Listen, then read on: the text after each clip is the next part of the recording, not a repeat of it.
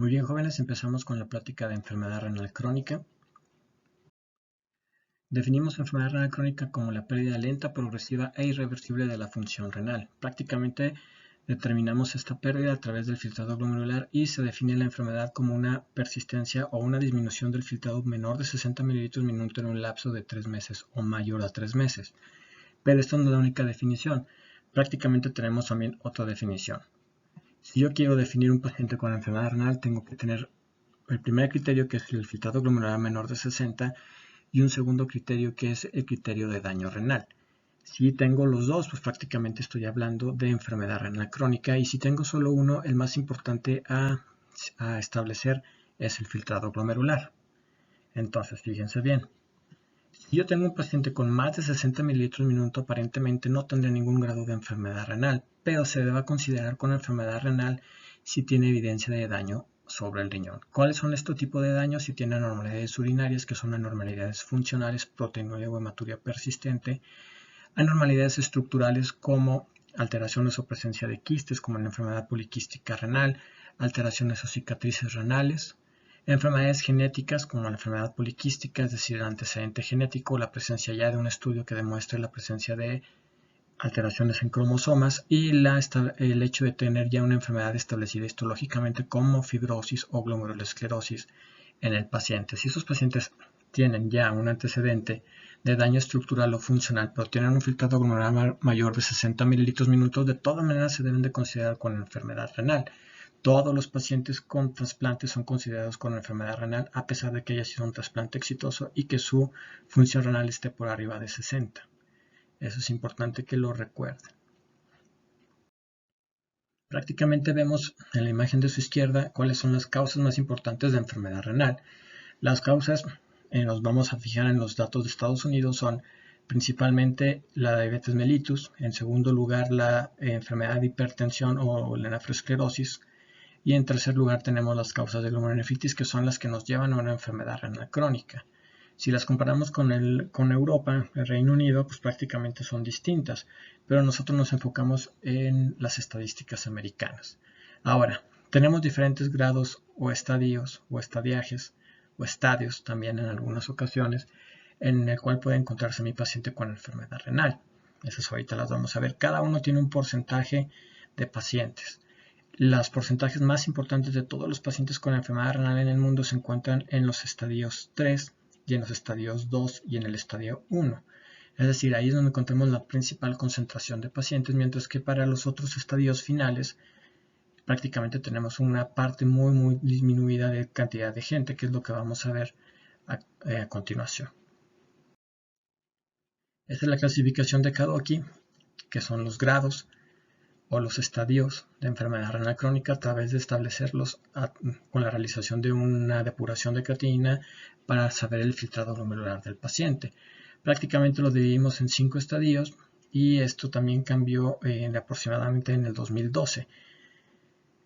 Si se fijan, prácticamente la última etapa, la 5D, es la que está con diálisis, es decir, solamente le agregan el sufijo D en caso de que tengas un filtrado glomerular menor de 15, y recordemos que toda la definición de enfermedad renal crónica es a partir de un filtrado glomerular menor de 60, por eso mencionaba la diapositiva anterior que empezaban a partir de una enfermedad o de un estadiaje 3A, que es menor de 60 y se considera con filtrado glomerular reducido de manera moderada. Entonces, fíjense bien. Aquí lo importante es recordar que menor de 60 es enfermedad renal definida por filtrado glomerular, que son la mayor parte de todos los casos. Mientras que aquellos pacientes que tengan un filtrado arriba de 60 tienen que tener una evidencia de daño estructural o histológico o funcional para poderlos haber establecido con enfermedad renal. Esta tablita, que es de KDIGO en el 2012, prácticamente nos hace un poquito más sencillo a través del esquema, pero prácticamente son las mismas divisiones. Tengo una falla renal si tengo un filtrado glomerular menor de 15, tengo una enfermedad renal normal, levemente o con disminución leve, moderada, etc. A través del filtrado, que es tarea de ustedes aprenderse a partir de qué filtrado. Lo más importante aquí es que acuérdense que menor de 60 mililitros minuto es igual a enfermedad renal. KDIGO lo que hizo fue agregar el grado de albuminuria para establecer o darle otra definición que es la que actualmente estamos utilizando. Es decir, tú puedes tener un paciente con 59 mililitros minuto y estaría por filtrado glomerular en un estadio de enfermedad renal crónica grado 3A, pero tienes o estás obligado a establecer qué grado de albuminuria tiene. ¿Por qué? Porque la albuminuria es riesgo cardiovascular, ¿ok? Prácticamente en su mano derecha ustedes verán que existe bajo riesgo, riesgo moderado, alto riesgo y muy alto riesgo cardiovascular. A eso se refieren los colores que se muestran de acuerdo al grado de albuminuria. El grado A1 es prácticamente menos de 30 miligramos por gramo en la relación de albuminuria creatinina, y prácticamente vamos avanzando hasta tener una albuminuria manifiesta, que sería el A3 mayor de 300 miligramos, y pasamos por la microalbuminuria y pasamos por una albuminuria normal, que ese sería el A1 y el A2 respectivamente. Prácticamente el hecho de tener o de poner diferentes colores es porque nos señala el riesgo relativo de mortalidad para 5 sucesos, casi siempre cardiovasculares. Es decir, el paciente que está en rojito, que tiene muy alto riesgo, ¿tiene muy alto riesgo de qué? Tiene muy alto riesgo de mortalidad por causa cardiovascular, tiene alto riesgo de fracaso renal tratado con diálisis, fracaso renal agudo y progresión de enfermedad renal, ¿sí? A eso se refiere los colores. Entonces, todo paciente con albuminuria, con proteinuria y microalbuminuria, prácticamente está establecido como un paciente de alto o muy alto riesgo, que va a tener un riesgo aumentado para estos 5 sucesos. ¿Qué tanto es el riesgo? El riesgo está por arriba de 5 veces la probabilidad, ¿ok? Es decir, tiene riesgo de fallecer, tiene riesgo de tener causa de cardiovascular como causa del fallecimiento, aparte de tener mayor riesgo de tener fallas renales agudas, de progresar hacia la necesidad de diálisis y progresar a través de la enfermedad renal propiamente. A eso se refiere. Entonces, por lo tanto, todo paciente, aparte de tener un filtrado glomerular medido, requiere que hayan ustedes establecido el grado de proteinuria y específicamente el grado de albuminuria que tiene el paciente. ¿Por qué es importante? Por el riesgo cardiovascular. Recuerden que la albuminuria les aumenta de 2 a 5 veces el riesgo cardiovascular en el paciente. Fíjense bien. La disminución del filtrado glomerular y la proteinuria son marcadores de disfunción endotelial y riesgo cardiovascular. Así, aunque yo tengo un paciente en estadio 2 que aparentemente tiene un filtrado mayor de 60, tiene un riesgo de muerte cardiovascular por arriba del 19.5% o del 19.5%. Para el estadio 3, que están de 60 para abajo, apenas empezando ya con la definición por el filtrado glomerular, tiene una mortalidad del 24.3%, y los pacientes en estadio 4, que son los que tienen un filtrado habitualmente menor de 30 mililitros minuto, tienen una mortalidad del 45.7%. ¿Ok? Entonces, ¿se acuerdan ustedes de la primera diapositiva en la cual había menos cantidad de gente en estadio 4 y en estadio 5? Prácticamente son porque se mueren en los primeros estadiajes, en el estadio 2, en el estadio 3 y en el estadio 4.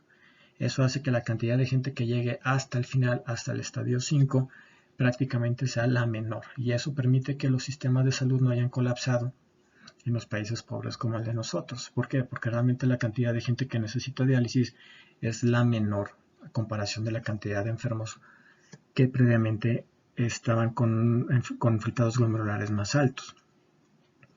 Pacientes con filtrado glomerular menor de 60 mililitros minuto, 1% progresan en un año, o sea, el 1% progresa cada año para inicio de diálisis o enfermedad renal crónica terminal, y 10% fallecen por año por causa de cardiovascular.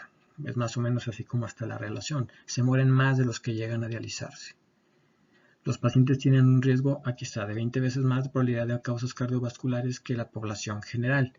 Un riesgo por albuminuria de 2 a 5 veces y 20 veces más el riesgo de morir por causa cardiovascular solamente por el hecho de estar en diálisis. Ese es el motivo de que la mortalidad sea tan alta aparte en esos pacientes y que realmente sea una terapia solamente para algunos años. Las causas cardíacas son implicadas en más del 40% de todas las causas de enfermedad renal, y importante la última cifra que viene ahí, en la cual depende mucho la edad para la sobrevida a 5 años. Mientras sean más pacientes jóvenes tienen una sobrevida mayor, entre sean pacientes más viejos, la mortalidad es mayor a 5 años. Entonces, prácticamente en la enfermedad renal crónica tenemos la teoría de maladaptación hemodinámica o hipótesis de Brenner. Prácticamente tenemos la progresión debido a mecanismos de maladaptación hemodinámica y factores metabólicos más que actividad de la enfermedad. Es decir, el primer golpe o el primer hit es la enfermedad que puede tener el paciente, si es diabético, si es hipertenso mal controlado o si tuvo una glomerulonefritis. Eso inicia la cascada de eventos, pero la maladaptación hemodinámica es la que lleva a la progresión de enfermedad renal. ¿Cómo es esto? La primera situación es que las nefronas, ya sea el daño tubular o el daño glomerular de las nefronas que están destruidas, prácticamente mandan al resto de las nefronas aparentemente funcionales a que tengan aumento de la presión intraglomerular para realizar la hiperfiltración. Pero eso va a llevar durante años a que existan ciertas alteraciones que vamos a ver en las próximas diapositivas. Voy a tener lesión glomerular y voy a tener fibrosis tubulointersticial. Recordar nada más que la lesión glomerular prácticamente lleva a lesión tubular y a la presencia de fibrosis intersticial, y la fibrosis tubulointersticial me lleva a daño glomerular y daño de capilares. Entonces, una o la otra, dependiendo de cuál haya sido la causa. Si es una glomerulonefritis, primero es la lesión glomerular y posteriormente el daño a nivel tubulointersticial. Si es un daño tubulointersticial por una pielonefritis, por la presencia de enfermedades por reflujo, por la presencia de nefropatía por analgésicos, como la que acabamos de ver, prácticamente voy a tener daño glomerular de forma posterior. Así tenemos la lesión renal, la disminución del número de nefronas con compensación de las nefronas que quedan vivas. Esto a través de la hipertensión glomerular. Existe reclutamiento de macrófagos y existen cambios fenotípicos en las células glomerulares. Liberación de múltiples citocinas y factores de crecimiento e hipertrofia glomerular. Esa hipertrofia glomerular genera mayor producción de matriz extraglomerular, matriz mesangial, y prácticamente lleva a la lesión de glomerulosclerosis, que es parte de lo que veíamos al principio de que la glomerulosclerosis focal y segmentaria secundaria era la lesión histológica después de una lesión. Independientemente cuál haya sido la causa, prácticamente siempre encontrábamos focal y segmentaria, y eso nos lleva a enfermedad renal crónica.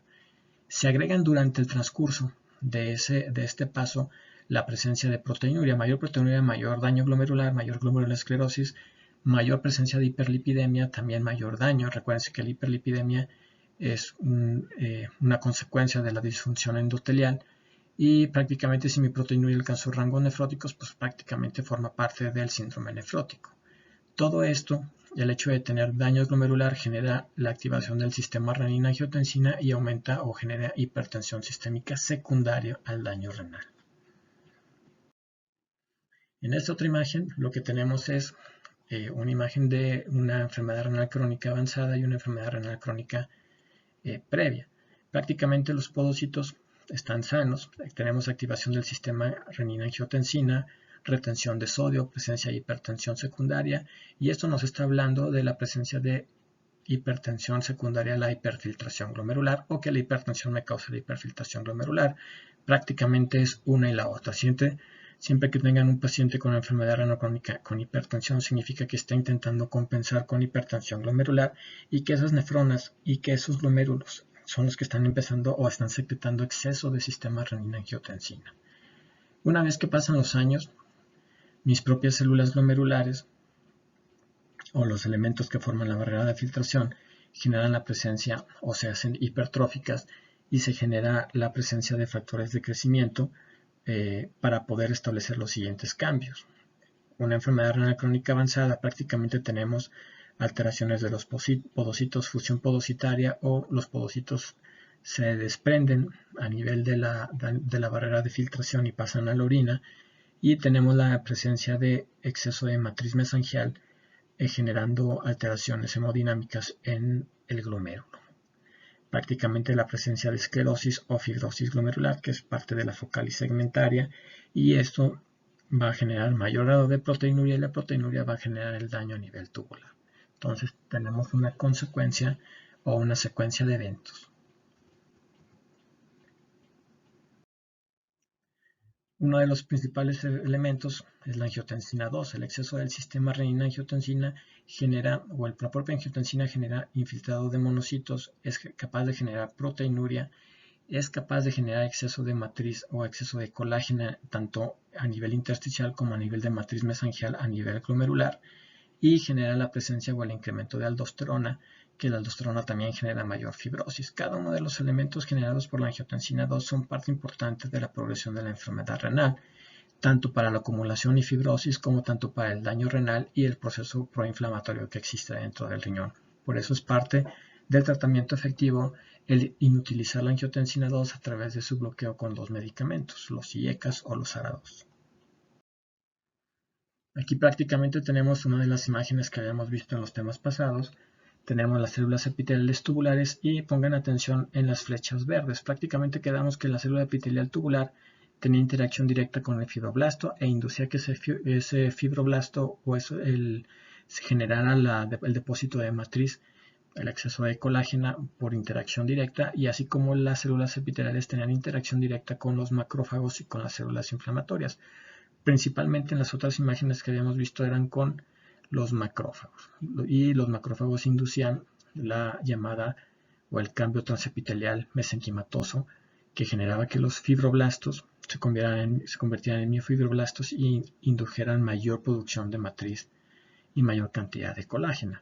Al final de cuentas, los macrófagos también generan los cambios sobre las células epiteliales para poder hacer la transformación de las propias células epiteliales en miofibroblastos, induciendo mayor fibrosis y perdiendo obviamente la capacidad de funcionamiento tubular.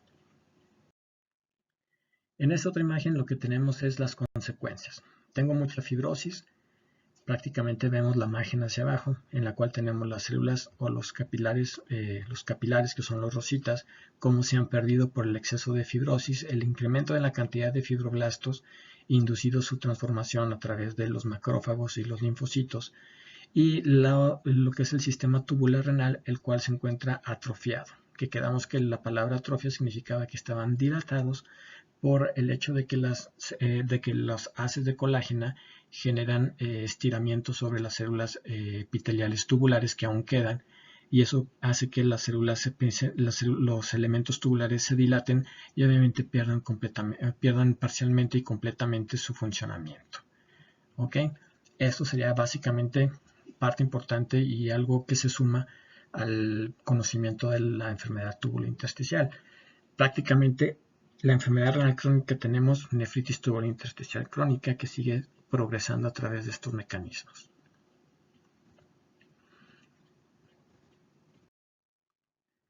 La pérdida de nefrones pues nos da alteraciones, incremento de la angiotensina, tratando de compensar incremento del sistema renina-angiotensina con hipertensión secundaria, mucha angiotensina, mucha aldosterona con todos los cambios, la presencia de proteinuria por el daño generado en las nefronas que se están disminuyendo su funcionamiento, y aparte la hipertensión glomerular va a generar mayor cantidad de proteinuria. Voy a tener pérdidas o alteraciones en lípidos, voy a tener hipertrofia renal, y todo esto va a generar proceso inflamatorio, proceso fibrótico a nivel del propio glomérulo y a nivel de intersticio. Definición básica de una enfermedad renal crónica. Hablamos pues de la progresión de enfermedad renal crónica sabiendo que tenemos glomerulosclerosis y nefritis intersticial crónica, como la disminución del filtrado glomerular de más de 5 ml minuto en un año o más de 10 en 5 años. Prácticamente todos los pacientes que entran en la enfermedad renal crónica definida por menor o un filtrado menor de 60 ml minuto casi siempre caen en una progresión, mientras que los pacientes que están definidos con enfermedad renal crónica por daño estructural o por daño histológico prácticamente y que tienen un filtrado por arriba de 60 son los que se tardan un poquito más de tiempo en progresar. Eso es importante que lo recuerden. Factores que progresan a la enfermedad renal crónica para que siga generando disminución del filtrado o aumentando el daño histológico con fibrosis. Prácticamente tenemos los modificables. La presión arterial, a mayor presión de mi paciente, mayor daño va a tener, mayor compensación hemodinámica a través de la hipertrofia de glomérulos y maladaptación glomerular. El grado de proteinuria, si no controlo la proteinuria voy a tener daño en el propio glomérulo y daño a nivel tubular e intersticial.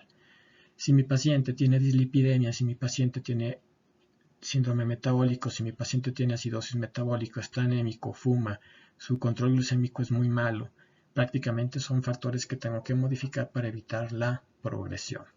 Ahora, la prevención de la progresión es importante porque prácticamente voy a utilizar los IECA y los ARA2. Aquí les muestro una guía de cómo empezarlos a utilizar, sabiendo que una vez que los utilicemos vamos a tener una elevación de creatinina y una disminución del filtrado glomerular que no debe ser mayor del 20%. ¿Sí? Así como el potasio. Recuérdense que el bloqueo del sistema renina prácticamente me lleva a una hipercalemia. Si mi potasio es por arriba de 6, con el uso de estos medicamentos tengo que evitar usar estos medicamentos. Pero básicamente lo que quiero es que entiendan es que aquí la necesidad de utilizar estos medicamentos es muy importante para prevenir la progresión de enfermedad renal crónica de cualquier etiología. Factores que contribuyen a la pérdida de nefronas. Prácticamente los factores son las múltiples enfermedades que podemos tener o obtener a lo largo de la vida. Tenemos programación fetal, que prácticamente si mi mamá no se alimentó bien, si mi mamá consumía drogas, si mi mamá fumaba durante el embarazo, pues me está dando en la torre para que mis riñones no tengan un desarrollo adecuado y desde el momento en que nazco vayan a tener un problema que se va a desarrollar en la etapa media de adultez o en las etapas finales. Prácticamente eso se refiere. Todas las demás enfermedades las vamos a ir consiguiendo a lo largo de la vida dependiendo de cómo nos hayamos portado y qué tipo de alimentación, qué tipo de estatus económico tengamos para poder tener enfermedades que afectan el riñón a lo largo de toda la vida. La enfermedad renal crónica se va a acompañar del llamado síndrome urémico. El síndrome urémico es un síndrome clínico y metabólico caracterizado por la disminución del filtrado con la acumulación de sustancias de pequeño y mediano tamaño. Las sustancias que se empiezan a acumular a tener disminución del filtrado empiezan a generar inflamación, estrés oxidativo, aterogénesis acelerada, anemia, afección sistémica, acumulación de productos finales de metabolismo. Aquí lo más importante es que ustedes recuerden que tenemos toxinas de bajo peso y toxinas de peso molecular mediano. Las de bajo peso menores de 500 Dalton son la urea, la creatinina y las ADMA o los inhibidores de guanidina, que prácticamente funcionan como inhibidores de la oxidonitrosintetasa. Disfunción endotelial. Mientras que las toxinas de peso molecular mediano, prácticamente tenemos muchas. Tenemos la beta-2 microglobulina, tenemos los productos de glucosilación enzimática, tenemos citocinas, tenemos el factor B del complemento, antioxidantes, tenemos el fósforo y la PTH o la hormona paratiroidea. Todas estas sustancias se acumulan cuando empiezo a tener filtrado glomerular disminuido. ¿A partir de cuándo? Cuando tengo un filtrado menor de 60. Por eso les decía que los pacientes con filtrados arriba de 60 y con daño estructural o daño histológico o funcional prácticamente son más difíciles que progresen de manera rápida. Pero si tengo un paciente que tiene tanto daño estructural, histológico y filtrado glomerular menor de 60, estas sustancias de bajo peso y peso molecular mediano ya se están acumulando y están generando afectación. Una de las afectaciones es la llamada cardiomiopatía urémica, ya que les gusta mucho la cardio. Prácticamente lo que ocurre es lo siguiente. Tenemos engrosamiento y tenemos aumento de la dureza y tenemos disfunción endotelial arterial, prácticamente generado por la transdiferenciación de células musculares lisas en osteoblastos. Esto ocurre a nivel de los vasos. Esto generado por el incremento de fósforo. Esto aumenta la calcificación de la capa vascular media y esto lleva a arteriosclerosis. Al final de cuentas me va a llevar a una hipertensión de muy difícil control y a la presencia de hipertrofia ventricular izquierda con disfunción diastólica, insuficiencia cardíaca y muerte del paciente. Aparte de esto, el incremento del fosfato como una toxina urémica, también el incremento de la angiotensina 2 y la hormona paratiroidea genera fibrosis propiamente dentro del miofibroblasto. Bueno, del miocito, perdón. El miocito tiene lesión y tiene disfunción sistólica y diastólica solamente por el hecho de tener estas sustancias de PTH o angiotensina 2 en exceso a nivel sanguíneo. Voy a tener aumento o voy a tener mayor riesgo de anemia por el exceso, por la pérdida de eritropoyetina con hipertrofia ventricular izquierda secundaria y con insuficiencia cardíaca. Y disfunción del miocito prácticamente generado por el exceso de citocinas que el riñón no puede filtrar y que van a permanecer en mayor cantidad de tiempo circulando. Entonces, prácticamente hablamos que la mortalidad de los pacientes con enfermedad renal estaba dada por un daño y por mortalidad cardiovascular. La mortalidad cardiovascular está dada por cardiomiopatía urémica cuando mi filtrado está generando o está tan disminuido que genera la acumulación de sustancias. Si ustedes le agregan a que el paciente es diabético, es hipertenso, que tiene dislipidemia desde antes, pues obviamente se les suman mortalidades y es la causa de que la mayor cantidad de los pacientes no lleguen hasta la etapa de enfermedad renal crónica final o terminal, que es la de menor de 15 mililitros minuto, porque fallecieron en las otras etapas. Este cuadrito es súper importante, tienen que checarlo. Prácticamente les dice cuáles son las sintomatologías más importantes del paciente. Aquí nada más importante que aquí se engloban la sintomatología del paciente y obviamente la sintomatología de la enfermedad que llevó a la presencia de enfermedad renal crónica. Si hay hematuria, proteinuria, pues quiere decir que podría ser una glomerulonefritis, aparte de que el paciente se empieza a quejar de algunos cambios generados por el exceso de toxinas, es decir, el síndrome urémico. Entonces, el síndrome urémico lo tendríamos cuando tengo acumulación de toxinas de bajo peso y de peso molecular mediano.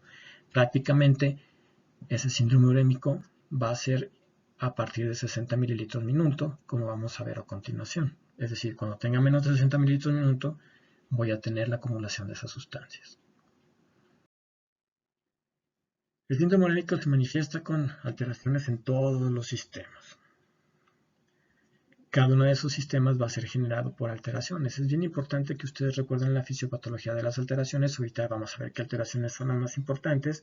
Si tengo menos capacidad de filtrar, menos capacidad de orinar en cantidad, pues voy a tener mayor sobrecarga de líquidos. Si tengo mayor sobrecarga de líquidos, voy a tener alteraciones en la respiración por aumento de las presiones capilares pulmonares. Y aparte de eso, si tengo acidosis metabólica, pues voy a tener también incremento en el patrón respiratorio con la presencia de disnea por el exceso de derivados hidrogenados. Todo eso ya lo deben de conocer, todo eso lo revisaron en fisiopatología y es la causa de las manifestaciones de los pacientes. Cada uno tiene diferentes manifestaciones en diferentes órganos. Entonces, manifestaciones sistémicas del síndrome urémico prácticamente tienen que establecer por cuál es la causa o el mecanismo fisiopatológico. La causa y el mecanismo fisiopatológico siempre caen en algunas de las alteraciones habitualmente encontradas en cualquier paciente con enfermedad renal. ¿Cuáles son? Estas son las más importantes que tienen que acordarse. Prácticamente tenemos, cuando disminuye mi filtrado glomerular entre 30 y 50 mililitros minuto, que aquí básicamente es de 60 para abajo, que esa es la condicionante que quiero que entiendan, prácticamente voy a tener alteraciones en la concentración urinaria o va a aparecer nicturia. ¿Ok? Esto es generada por la nefritis intersticial crónica con la que cursan estos pacientes. Voy a empezar a tener alteraciones en el metabolismo óseo mineral. Voy a tener elevación de la PTH, aumento del fósforo y descenso del calcio con disminución de la producción de vitamina D o la producción de vitamina D activa, que es la 25-hidroxivitamina D o calcitriol. Prácticamente ya vimos que el fósforo y la PTH son toxinas urémicas y que van a generar cambios cardiovasculares y van a generar obviamente cambios a nivel sérico en la concentración de calcio y fósforo. ¿Qué le damos a esos pacientes? ¿Cómo empezamos a tratarlos? Porque es la primera manifestación que ocurre cuando empieza a caer mi filtrado glomerular por debajo de 60.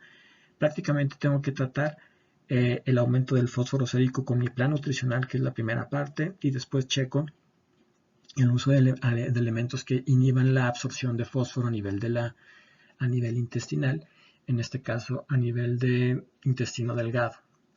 Prácticamente utilizamos los quelantes de fósforo, que son el carbonato de calcio, que es ampliamente conocido por ustedes, y cuando ya no puedo utilizar carbonato de calcio, utilizaría el lantano o el carbonato de sevelamer, que son de los medicamentos que la mayor parte de ustedes, los que ya llevaron endocrino, revisaron en alteración de calcio-fósforo.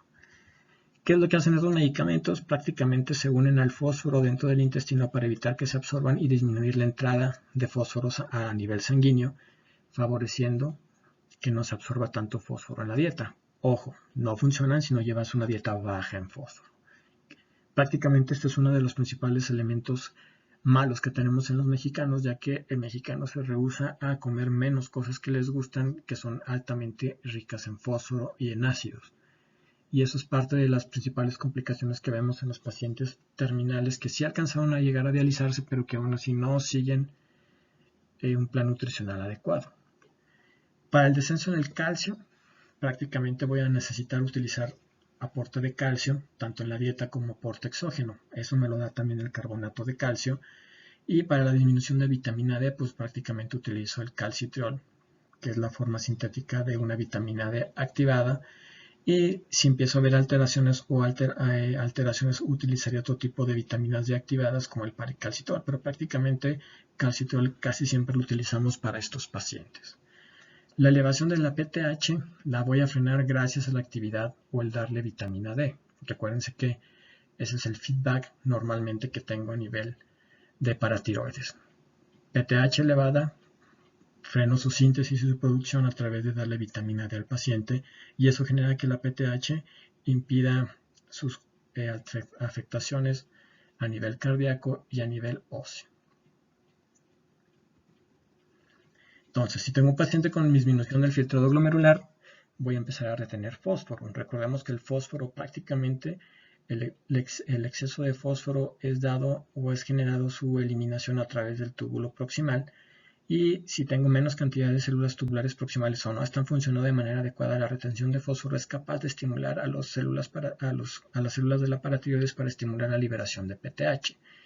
La PTH aumentada genera la salida de calcio y fósforo del hueso, más cantidad de fósforo, mayor estímulo de la PTH, mayor producto calcio-fósforo y la presencia de calcificaciones extraesqueléticas, que prácticamente las calcificaciones extraesqueléticas son a nivel arterial, generando mayor dureza de las arterias y hipertensión severa, junto con disfunción ventricular izquierda.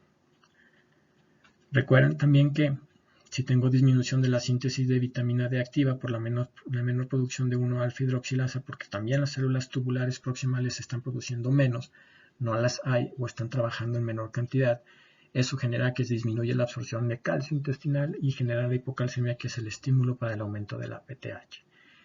Básicamente lo que está aquí es el mecanismo fisiológico de una enfermedad o una complicación de estos pacientes, que es la enfermedad ósea metabólica, que prácticamente tienen la mayor parte de los pacientes que tienen un filtrado glomerular menor de 60. Obviamente, entre menos se cuiden y entre menos hagan el plan nutricional o menos le haya agregado yo los medicamentos que necesitan, las manifestaciones van a ser mucho más severas. Lo importante es que recuerden que las alteraciones de fósforo, de PTH y calcio van a generar aumento del riesgo cardiovascular. Si sigue bajando mi filtrado glomerular, empiezo a tener un filtrado en grado 4, menor de 30 mililitros o de 15 a 29. Prácticamente empieza a aparecer anemia, que es una anemia normocítica, normocrómica, en la cual predomina o puede predominar el déficit de hierro sobre el déficit de vitamina B12, de folatos y ácido fólico. Prácticamente tengo la necesidad de generar aumento de la cantidad de hemoglobina a través de la utilización de eritropoyetina humana recombinante. Recuérdense que la eritropoyetina era formada a través de las células a nivel intersticial y una parte también a nivel de las células tubulares proximales. Recuérdense que tengo daño intersticial, por lo tanto empiezo a tener anemia por la disminución de la eritropoyetina. Aquí es importante que recuerden también que va a haber alteraciones o deficiencia de hierro por el estímulo proinflamatorio y la mayor cantidad de hepcidina que se genera y evita la absorción de hierro a nivel intestinal, como lo vieron en fisiopato, y prácticamente eso genera también en forma progresiva que exista también una anemia por la deficiencia de eritropoyetina y posteriormente pueda existir una deficiencia por una anemia, por deficiencia de eritropoyetina y deficiencia de hierro. Recuerden aquí nada más que si existe mucha PTH elevada, la PTH genera disminución de la actividad de la eritropoyetina. También cuando empiezo a tener un filtrado menor de 30, aparece acidosis metabólica. La acidosis metabólica prácticamente es una acidosis en la cual es por acúmulo de aniones. El paciente sigue comiendo cosas con gran cantidad de hidrogeniones y no tengo manera de liberar hidrogeniones a nivel del túbulo distal. Prácticamente eso genera que mi paciente empiece a caer en acidosis metabólica, y esa acidosis metabólica trae consecuencias en todos los sistemas. Uno de los principales sistemas es a nivel óseo, favoreciendo mayor liberación de calcio del hueso hacia el torrente sanguíneo y mayor liberación de fósforo, incrementando la progresión y el daño sobre el hueso y aumentando el riesgo cardiovascular. Prácticamente el tratamiento es darle una reposición de bicarbonato oral para tratar de hacer el buffer o regular la cantidad de ácidos que tiene mi paciente, y eso habitualmente utilizamos una dosis de 1 a 2 mil equivalentes por kilogramo de peso por día para tratar de dárselo. En las pocas horas que tuvieron de clínica, prácticamente vieron que casi nunca lo utilizamos porque nadie se preocupa de la acidosis metabólica en estos pacientes, que, como veremos después, es una indicación de diálisis. Sigue bajando mi filtrado glomerular y mi filtrado glomerular bajó tanto por debajo de 10 a 14 mililitros minuto, es decir, menos de 15. Prácticamente ya tengo síntomas y signos urémicos. Ojo, aquí ya aparece la clínica del síndrome urémico. Desde antes apareció la bioquímica del síndrome urémico, desde 60 mililitros minuto. Los signos y síntomas urémicos prácticamente son manejo sintomático. Si no hay una mejoría, inicio diálisis. Y a partir de este nivel, aunque aquí me lo ponen debajo de 10, prácticamente tengo mayor acumulación de potasio y tengo retención de agua y sodio. El tratamiento para eso es diurético de asa y si no hay una respuesta adecuada, iniciar diálisis. Aquí es donde voy a encontrarme con dos situaciones. Mi paciente progresó, no pude frenar, su enfermedad nunca tuvo un adecuado control, mi paciente no quiso cuidarse, mi paciente continuó con sus malos hábitos alimenticios, le valió sombrilla la dieta, entonces llegamos a la etapa final de decirle, ¿sabe qué? Va a necesitar iniciar diálisis como tratamiento final. Aquí ustedes, junto con su paciente, deben de tomar a consideración dos tipos de tratamiento. El conservador y el inicio de la terapia de reemplazo renal, eso se refiere al TRR. Pacientes a lo mejor que no se sienten tan mal y que no tienen tantos signos y síntomas de síndrome urémico, prácticamente optan por un tratamiento conservador. Mientras que los pacientes que más amolados están y que tienen mayor cantidad de signos y síntomas y bioquímica de síndrome urémico, más un tratamiento que no ha funcionado de manera sintomática, optan por la terapia de reemplazo renal. ¿Ok? Diálisis. ¿Cuáles son los signos y síntomas de síndrome urémico? Que casi siempre aparecen en un estadio 4 o en un grado 4 con menos de 30 mililitros minuto. Prácticamente lo dividimos en porcentajes. Hiporexia, anorexia en un 10%.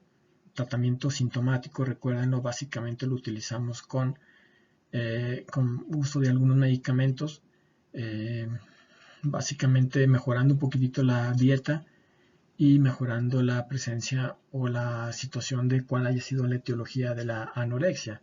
Prácticamente existe constipación, tenemos que utilizar medicamentos que mejoren la motilidad intestinal, y si existen otro tipo de alteraciones como ansiedad, pues tendremos que utilizar otro tipo de medicamentos. Es la menos frecuente. Con 30% aparece constipación y dispepsia. Para la dispepsia básicamente utilizamos omeprazol. Para la constipación le damos medicamentos para hacer o mejorar el hábito intestinal, como la lactulosa, que es el principalmente que utilizamos. Medicamentos que utilizamos en gastroenterología para mejorar y aumentar el bolo fecal y mejorar el tránsito intestinal. Obviamente también con una dieta rica en fibra, como posteriormente lo van a ver en gastro. La principal sintomatología de los pacientes con síndrome urémico es 50%. Ese 50% se define como la presencia de disnea, náusea, vómito y prurito y piel seca. Prácticamente la disnea es por la anemia, es multicausal por la sobrecarga hídrica, por la acidosis principalmente. Entonces tengo que darle un tratamiento, como vimos hace rato, a la acidosis con bicarbonato, tengo que disminuir la sobrecarga de líquidos utilizando diuréticos de asa y tengo que tratar la anemia con hierro, si es necesario, y con eritropoyetina, que son los que vienen ahí como esas. ¿Ok? Si tengo náusea y vómito, prácticamente tengo que dar metoclopramida. Solamente el único problema es que todos los medicamentos que ustedes ven aquí tienen que ajustarse de acuerdo al funcionamiento renal. Metoclopramida como agonistas, como antagonistas dopaminérgicos, y la domperidona también como antagonista dopaminérgico, también son utilizables junto con el ondansetron, pero prácticamente tengo que checar solamente la disminución de la dosis porque casi todos requieren la eliminación a través del riñón.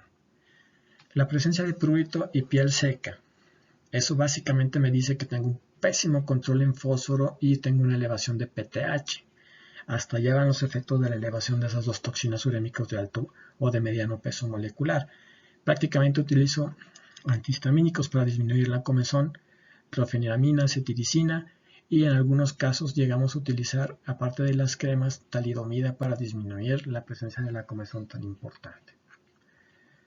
El otro grupo de pacientes se quejan del 30%, es decir, 3 de cada 10, de ansiedad, depresión. Prácticamente utilizamos manejo para la ansiedad y la depresión con medicamentos inhibidores de la recaptura de serotonina y la presencia de algún sedante hipnótico como el lorazepam o el diazepam. Y el síndrome de piernas inquietas prácticamente es multifactorial su causa, pues le seguimos dando medicamentos para disminuir la actividad a través del uso de clonazepam y en algunos casos utilización de algunos medicamentos con actividad dopaminérgica. El paciente del 10%, confusión, ahí básicamente significa que tengamos una alteración a nivel de electrolitos y eso ya es una situación en la cual se debe manejar casi siempre a nivel de hospitalario. Entonces, prácticamente aquí el síndrome urémico tiene múltiples manifestaciones. Aquí trataré de dividírselas entre las cuales son las más frecuentes en los 50, 30 y 10%. Si se fijan, el manejo es sintomático. Le tengo que dar un medicamento, aunque yo sé que prácticamente la causa es por el exceso de toxinas que está teniendo el paciente. Si la cantidad de toxinas está muy incrementada, es cuando mi paciente, si no hay una mejoría sintomática, si mi paciente ya tiene un filtrado menor de 15, es cuando tengo que establecer la necesidad de comentarle que requiere ya el inicio de tratamiento sustitutivo renal. ¿Ok?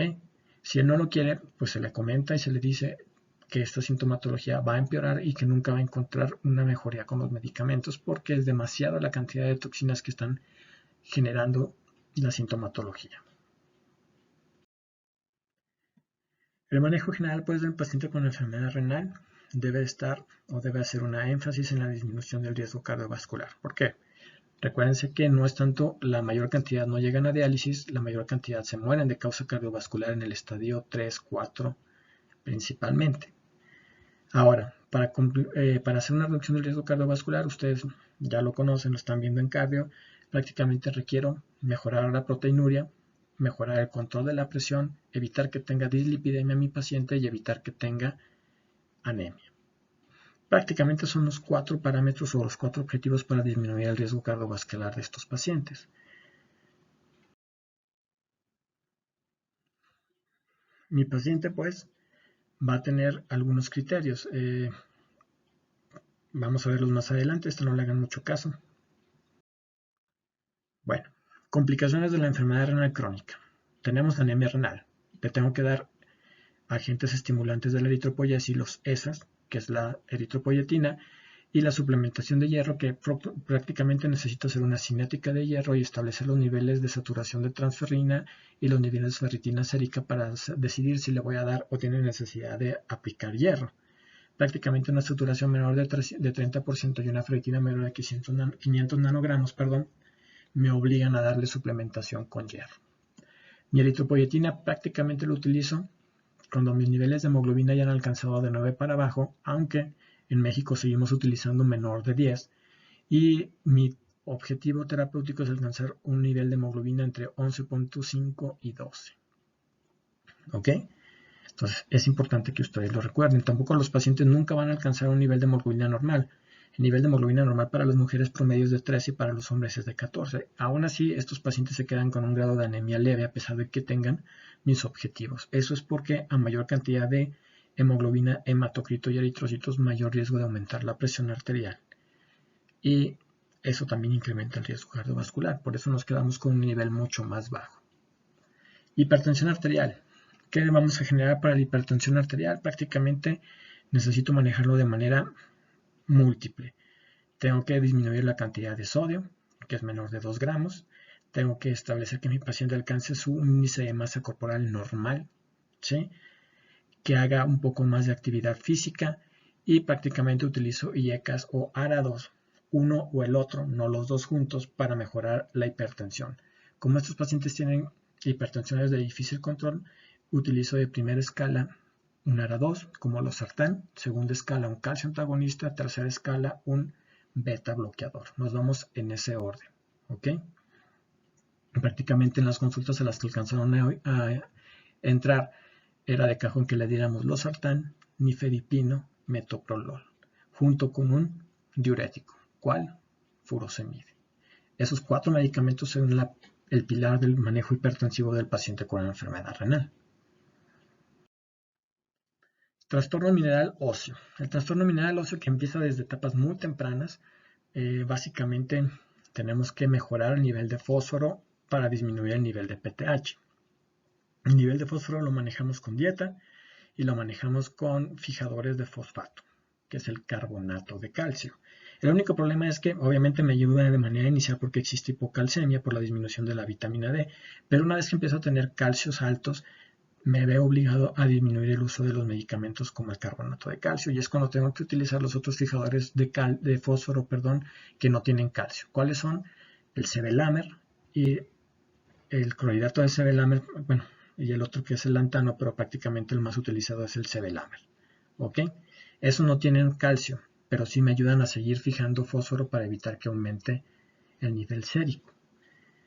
Prácticamente es el manejo más difícil y el que menos se conoce. Es importante, necesitan ustedes saber que todo paciente con enfermedad renal crónica, aunque no esté en diálisis, necesita tener una medición de calcio, fósforo y de PTH durante el periodo de cuando menos cada 2-3 meses para poder establecer el criterio de poderlo referir a un especialista y para poder saber cómo anda la situación de mayor riesgo cardiovascular. Recuérdense que la cardiomiopatía urémica depende casi siempre del exceso de fósforo, calcio y el nivel de PTH.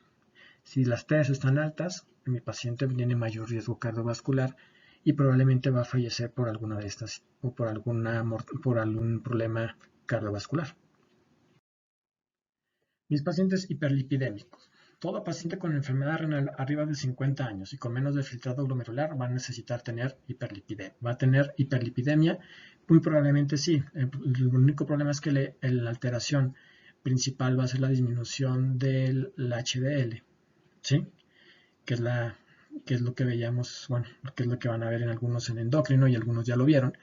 Y prácticamente si tengo menor de 50 años y tengo enfermedad renal crónica, también debe de recibir estatinas. Entonces, prácticamente todo paciente con enfermedad renal crónica tiene un riesgo cardiovascular muy, muy alto y todos necesitan recibir estatinas. Así de sencillo. Paciente enfermo con enfermedad renal crónica que no tome estatinas necesitan iniciársela. Prácticamente es para mejorar el parámetro de HDL, aunque después van a ver que no es tanto así, pero más que nada es por el efecto pleiotrópico con el incremento de la óxido nítrico sintetasa y la óxido nítrico, que recordemos que hay una toxina que inhibe, que son el grupo de las de bajo peso molecular.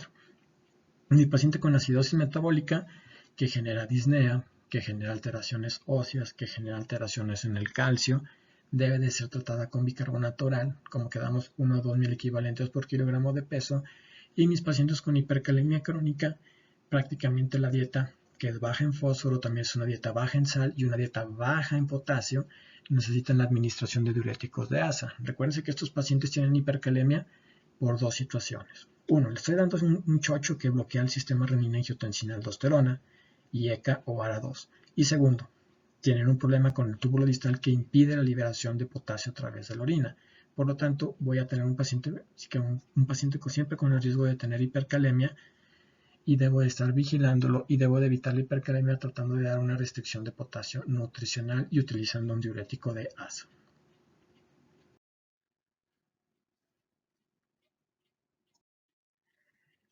Esa es la otra diapositiva, que esta es importante. ¿Cuándo voy a referir a un paciente? ¿Lo puedo manejar yo como médico general o como médico familiar? Prácticamente se considera que sí. Para eso están viendo cuáles son los cambios. Ahora, un paciente que debe de ser referido a especialidad, en este caso, debe de que puede ser nefrología, o si en su rancho no hay nefrólogo y existe nada más el internista, prácticamente tengo que referirlo siempre y cuando tenga un filtrado glomerular menor de 30 mililitros minuto, que es grado 4, o aquel que tiene menos de 60 y si tiene alteraciones tubulares como hematuria, proteinuria, si hay sospecha de una enfermedad sistémica, una enfermedad con afectación, enfermedades reumatológicas, principalmente refractariedad en el control de la presión arterial, alteraciones en la PTH, fósforo y calcio. Todos estos son criterios para poderlo referir con un filtrado glomerular menor de 60 en este caso, a consulta de especialidad. Esto sigue imperando y sigue como parte del protocolo o como la normatividad mexicana de cuándo debe decidir enviarse a un tratamiento de especialidad. Ahora, mi paciente pudo haber escogido no iniciar tratamiento. Como vimos hace rato, teníamos diferentes maneras de dar o mitigar un poquitito la sintomatología del síndrome urémico, que prácticamente el síndrome urémico empieza a aparecer entre 15 hacia abajo mililitros minuto, aunque van a ver ustedes que casi siempre empiezan a tener sintomatología con 20-25 mililitros minuto. Entonces, si ese paciente le doy manejo sintomático, se pone las pilas, hace su dieta, va a disminuir un poquitito la sintomatología. Más sin embargo, recuérdense que la disminución del filtrado es progresiva. Si no lo hizo desde el principio, una vez que llegue a estadio 4, que es menos de 30 mililitros minuto, o a estadio 5, que es menos de 15 mililitros minutos, prácticamente la progresión a la necesidad de diálisis está hecha. ¿Ok? Entonces, si mi paciente no mejoró, si mi paciente persistió con alteraciones, se le vuelve a preguntar, ¿necesita dializarse? ¿Ok? Ahora, ¿cómo decidimos cuándo dializar a un paciente? Prácticamente lo definimos con dos criterios. En el cuadrito azul de la derecha es a través del filtrado glomerular. Todo paciente con 15 mililitros minuto hacia abajo que sea diabético tipo 1, diabético tipo 2, requiere iniciar tratamiento sustitutivo. Menos de 15 mililitros minuto que sería grado 5 o estadio 5 de enfermedad renal. ¿Ok? ¿Por qué? Porque los pacientes diabéticos tienen mayor riesgo cardiovascular provocadas por su enfermedad, que es la diabetes.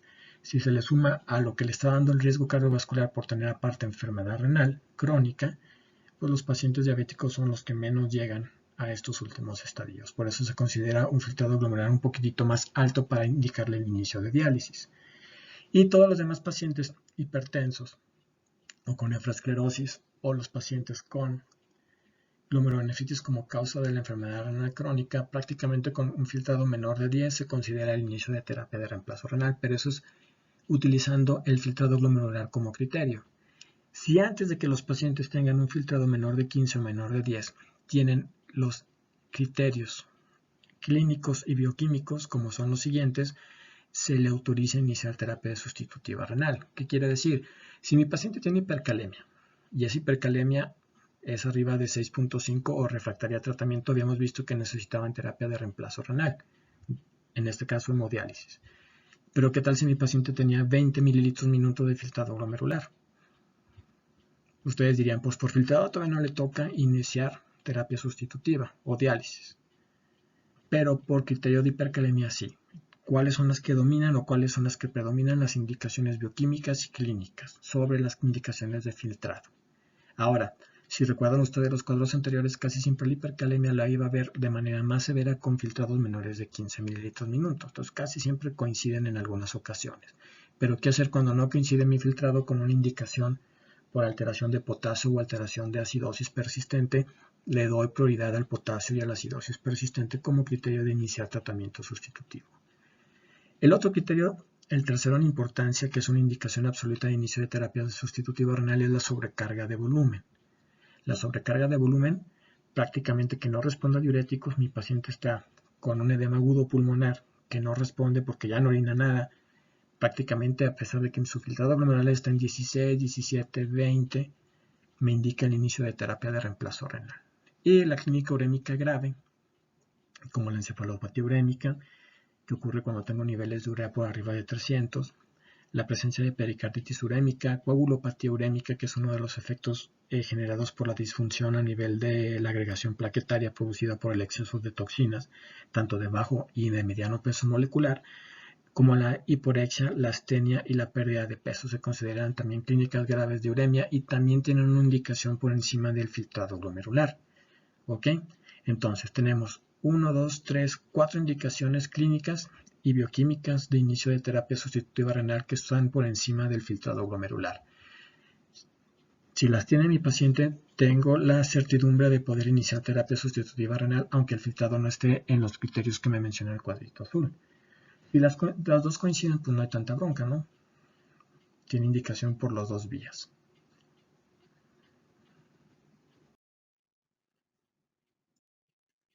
Y ya por último, vamos a ver, tenemos 3 maneras de iniciar un tratamiento sustitutivo renal: la hemodiálisis, la diálisis peritoneal y el trasplante renal.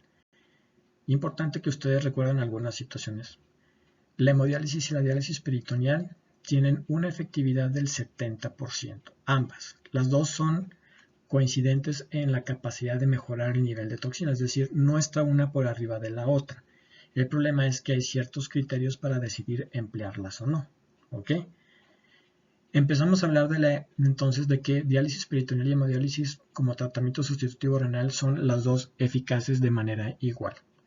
El único que está por arriba de las dos es el trasplante renal, que es eficaz en un 99 al 100%. Eficacia me refiero a la capacidad que tienen de disminuir toxinas. Entonces, fíjense bien lo que les comenté. Hemodiálisis y diálisis peritoneal solamente me ayudan a disminuir un 70%. Si el paciente se apega a su plan nutricional, disminuye otro 10%, alcanza un 80% de efectividad. ¿Eso qué significa? Que es efectiva en un 80% entre dieta y sistema que está utilizando para dializarse, hemodiálisis o diálisis peritoneal, pero el 20% sigue habiendo toxinas que se están acumulando. Eso no hay manera o no hay ningún sistema eficaz que les ayude a disminuirlo. Entonces, por tanto, es lo que nos da la mortalidad de los pacientes. ¿Cuál es la mortalidad? Un paciente que entra en hemodiálisis, que es diabético, tiene una sobrevida promedio de 2 años y medio a 3 años. Un paciente que entra en hemodiálisis por alguna otra causa que no sea una enfermedad, que sea una enfermedad renal crónica por otra causa que no haya sido diabetes, tiene una sobrevida de 4 a 5 años promedio. ¿Ok? Lo mismo es para la diálisis peritoneal. ¿Por qué? Porque las toxinas se siguen acumulando, menos cantidad y menos rápidamente, pero se siguen acumulando. Entonces estos dos métodos realmente ahorita los utilizamos en personas jóvenes como método para mejorar las condiciones y tratar de buscar un trasplante lo más rápido que se pueda. Para personas arriba de 60 años con problemas crónicos, prácticamente les permite tener un poco más de tiempo de sobrevida para dejar se oye mal, tratar de dejar la mayor parte de sus cosas de manera bien organizada y poder tener tiempo de hacer lo que haya faltado en su vida. Eso es algo bien importante que se les explica a los pacientes una vez que tuvieron la necesidad de dializarse. ¿Ok? Entonces, la hemodiálisis. La hemodiálisis prácticamente requiere de un circuito, de una vía o un acceso vascular para poder pasar la sangre a través de una máquina que es como una lavadora, a través de un sistema de bombas y poder transmitir la sangre a través de un filtro, que realmente el filtro dializador, que ahí lo ven en la imagen, es el que lo dializa, es el que transfiere o baja las toxinas, pasándolas de un compartimento con baja cantidad. Por ejemplo, tengo una sustancia o una solución que ahí dice que prácticamente tiene una baja concentración en urea creatinina, utiliza glucosa, que utiliza bicarbonato para pasar las sustancias que están en exceso en la sangre, la urea, la creatinina y los ácidos hacia la bolsa, y que las sustancias que requiere el cuerpo, como el bicarbonato principalmente, puedan pasar a la sangre directamente para realizar la amortiguación de la acidez, más o menos. Entonces, pasa la sangre, cae en el filtro lo que hace es pasarlo a través de unos microporos, y esos microporos permiten el paso de esas sustancias que necesito sacar del cuerpo hacia otro sistema de sustancias y le permito infundir sustancias que requiere el paciente en ese momento. Si quiero bajar el potasio, entonces prácticamente voy a bajar potasio, voy a bajar acidez, voy a bajar urea, creatinina. Recuérdense que la urea y la creatinina son de bajo peso molecular, por ende pienso que si están bajando estas, también estoy bajando las de peso molecular mediano. La PTH, el fósforo, la beta-2 microglobulina, etc. ¿Ok? Una vez que se hace el intercambio, la sangre regresa ya sin esos elementos en exceso a través de la misma vía intravascular y regresa para seguir dando otro ciclo. Las sesiones de hemodiálisis intermitentes son de 2 a 3 veces por semana con una duración de 2 a 3 horas. Obviamente termina de darse la diálisis de ese día, de la hemodiálisis, y si el paciente no hace caso, sigue con un bajo o una baja apego al plan nutricional, en un lapso de 12 a 10 horas vuelve a incrementarse la cantidad de toxinas urémicas en su cuerpo, hasta que le toque la siguiente hemodiálisis. Necesitamos de un acceso vascular que puede ser una fístula, como lo ven en la imagen de arriba a la derecha, que requiere un tratamiento quirúrgico para formarse, que requiere la arterialización de una vena para poder hacer la punción.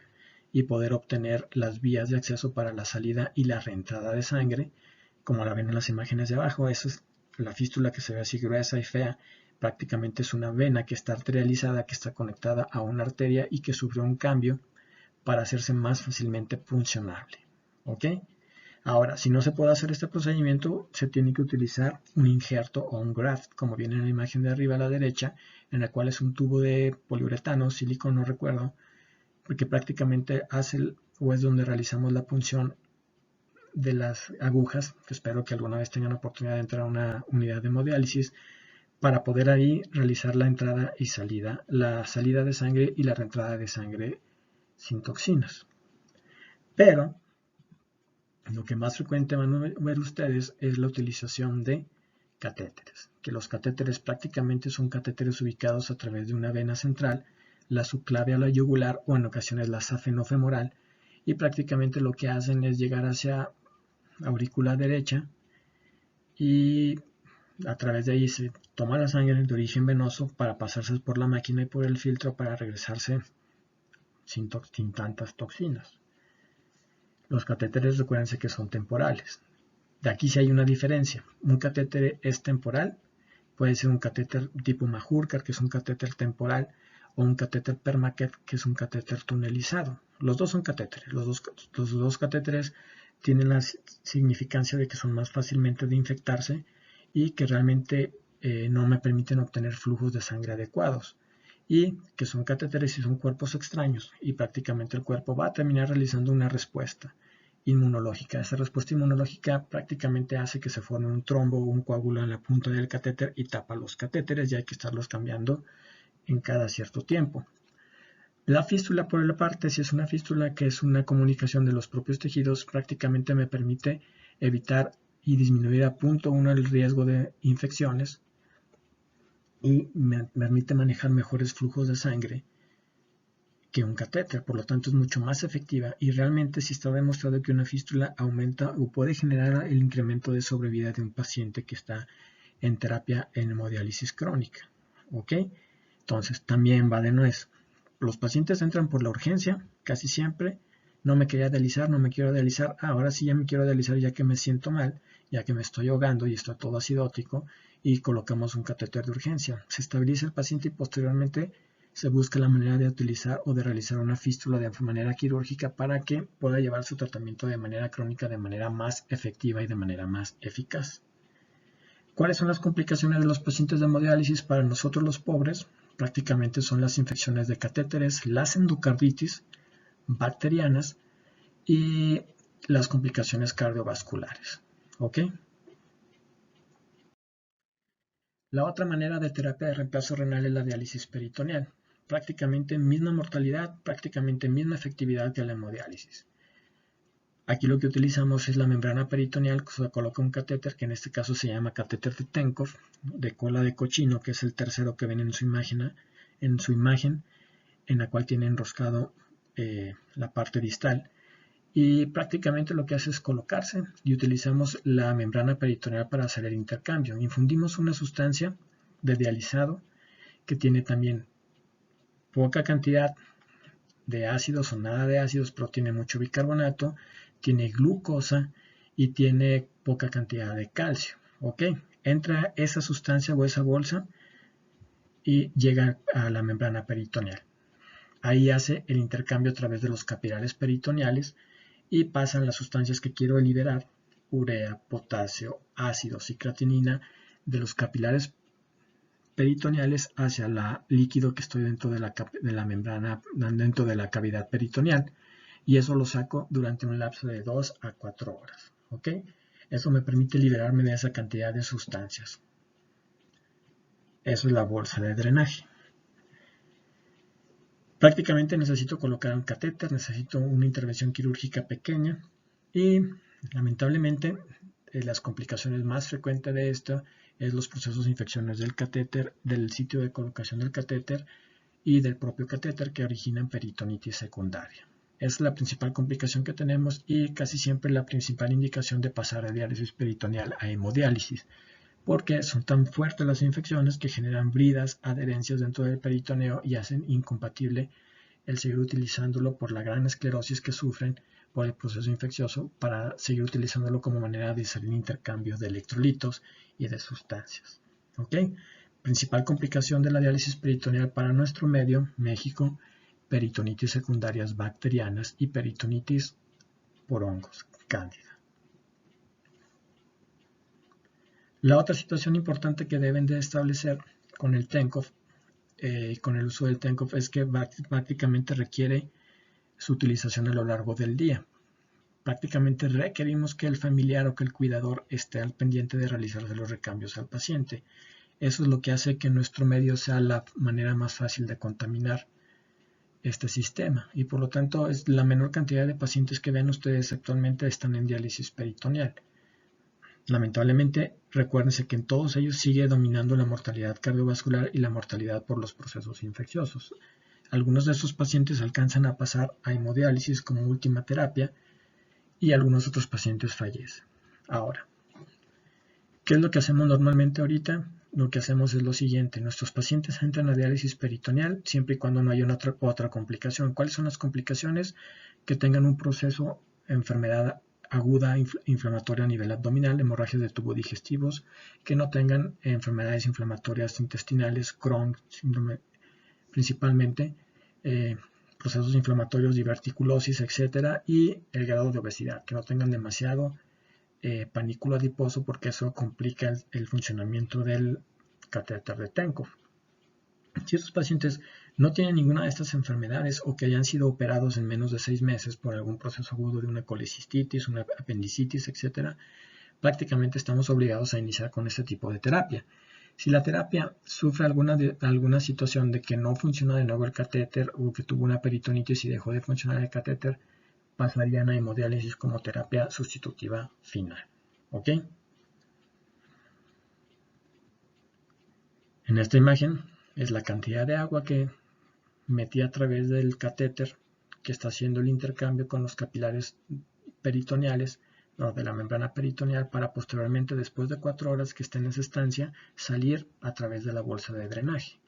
Sale la cantidad de líquido y vuelvo a infundir otra cantidad de agua. Eso es importante, que en cuanto tengan la oportunidad de regresar a clínicas, traten de evaluar cómo se realiza este tipo de intercambios. Utilizamos básicamente difusión simple y osmolaridad para poder realizar el intercambio de sustancias. Una de las cuestiones, antes de que se me olvide, más importantes, es que esto induce mucha pérdida de proteínas. La diálisis peritoneal induce gran cantidad de pérdida de albúmina a través de los capilares peritoneales, y casi siempre estos pacientes acaban con desnutrición proteica calórica. Si yo tengo un paciente en diálisis peritoneal y tienen una albúmina menor de 2.5, se contraindica la diálisis peritoneal y se cambian a hemodiálisis, aunque no hayan tenido ningún proceso infeccioso. Y esa es la otra indicación de paso directo de diálisis peritoneal a hemodiálisis. ¿Sí? Y ahora, ¿cómo le voy a hacer con la cantidad de agua que requiero quitarle al paciente? La diálisis peritoneal depende mucho de la cantidad de poros y la cantidad de acuaporinas que tengan los capilares peritoneales para sacar agua. Es decir, normalmente administramos 1 a 2 litros de líquido. Se queda en la cavidad como viene en la imagen, y una vez que yo saco ese líquido a través de la bolsa de drenaje, si yo administré 2 litros, van a salir 2 litros 300, 2 litros 400. ¿De dónde se obtuvo esa cantidad extra de agua? Eso es hecho por la cantidad de glucosa que tiene concentrada la bolsa de diálisis. Eso permite por osmolaridad atraer cantidad de agua y poder sacar agua del paciente. Por eso todas las soluciones de diálisis peritoneal las dividimos en 1.5, 2.5 y 4.5%. A mayor concentración de glucosa, mayor capacidad de sacar líquido. A eso le llamamos mayor capacidad de sacar agua, y sal se le llama capacidad de ultrafiltrado. El único problema es que aquí depende de las características de la membrana peritoneal. ¿Ok? Y si se fijan, lo que utilizamos es glucosa en concentración. La glucosa en alta concentración, al final de cuentas, tiene la capacidad de generar también lesión sobre los capilares peritoneales. Es como si fueran diabéticos. Por esa razón, van a ver que muchos pacientes con diálisis peritoneal terminan o acaban en hemodiálisis porque su membrana peritoneal dejó de funcionar. Esto es por la esclerosis generada por el exceso de solución glucosada que tienen las soluciones de diálisis, pero no tenemos otra cosa para ofrecerse. ¿Ok? Ahora, de las dos tienen una diferencia, diálisis peritoneal contra hemodiálisis. Sí, la hemodiálisis podemos controlar la cantidad de agua que requiero quitarle al paciente. Puedo controlar la cantidad de ultrafiltrado. Yo puedo decidir cuánto agua quitarle, 1 litro, 2 litros, 3 litros, 4 litros, mientras que la diálisis peritoneal no puedo decidir. Esa es la única diferencia entre uno y otro. Pero la diálisis peritoneal es más benigna con el funcionamiento cardíaco. Si yo tengo un paciente con falla cardíaca, hemodinámicamente inestable, está contraindicada la hemodiálisis. ¿Por qué? Porque necesito de la bomba del corazón, porque estoy sacando un aporte de sangre por minuto. ¿No? Si mi corazón o el corazón no está funcionando de manera adecuada, pues no me va a servir la hemodiálisis porque no me va a permitir mantener flujos adecuados. Mientras que la diálisis peritoneal sí le permite mantener un aspecto hemodinámico más estable al paciente.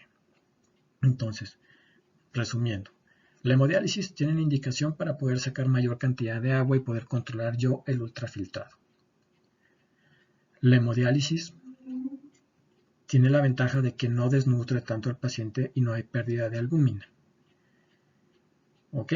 Pero tiene la desventaja que el paciente requiere estabilidad hemodinámica, si no, no va a funcionar la hemodiálisis y puede incrementar el riesgo cardiovascular o muerte por infarto durante una sesión. La diálisis peritoneal tiene la ventaja de que cualquier paciente que aunque esté hemodinámicamente inestable puede entrar a diálisis peritoneal, ya que no toma en cuenta o no tiene acceso directo sobre circulación sistémica. Las desventajas son que desnutre más rápidamente al paciente, se tiene que controlar muy específicamente la dieta, induce pérdida de albúmina y la otra desventaja es la necesidad de utilizar a los familiares como medio para realizar los baños de diálisis en la casa, que eso es lo que genera mayor riesgo de infecciones de catéter Tenkov y peritonitis secundarias. Y por último tenemos el trasplante renal. El trasplante renal es colocar un riñón, realizar su anastomosis a través de la arteria ilíaca, como lo ven en la imagen de la izquierda, realizar la anastomosis de su uretero con la vejiga y disminuir la respuesta inmunológica para evitar que ese riñón sea achicharrado o sea rechazado de manera rápida por el sistema inmunológico del receptor del paciente que está recibiendo el riñón.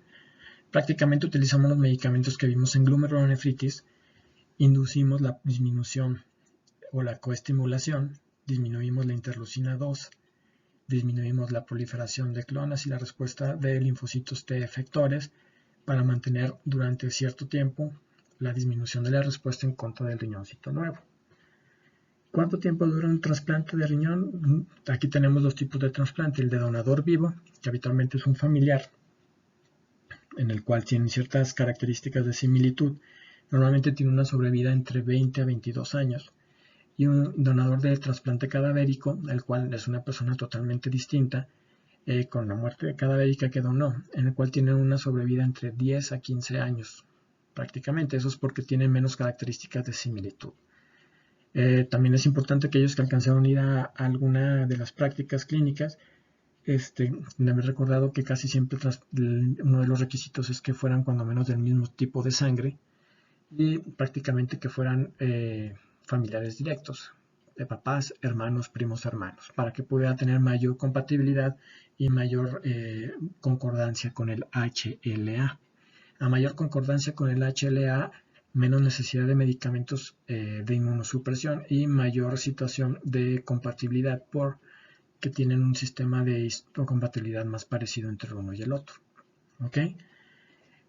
Realmente de las tres terapias esta es la más efectiva. Un paciente con trasplante renal ya no requiere ninguna terapia sustitutiva. El único problema es que el tiempo es lo importante que deben de tomar en cuenta y el uso de medicamentos y la necesidad de plan nutricional se mantiene durante toda su vida y durante toda la vida funcional de su trasplante. Hay personas cuyo trasplante funciona toda la vida y terminan falleciendo por otra enfermedad junto con su trasplante funcional, pero esos necesitan o requieren de un mecanismo de adaptación celular que se da solamente en uno de cada 100 o uno de cada 50 personas trasplantadas. Pero la mejor técnica o la mejor manera de mejorar el funcionamiento renal siempre es el trasplante renal. Si ustedes tienen a alguien conocido, joven, realmente le corresponde buscar la atención para buscar el trasplante renal lo más rápido que se pueda. Ok, jóvenes, aquí terminamos esta esta plática de enfermedad renal crónica. Esperamos sus dudas, traten de hacerlas a través de la plataforma o de las preguntas para poder ser resueltas, o de igual manera a través del WhatsApp.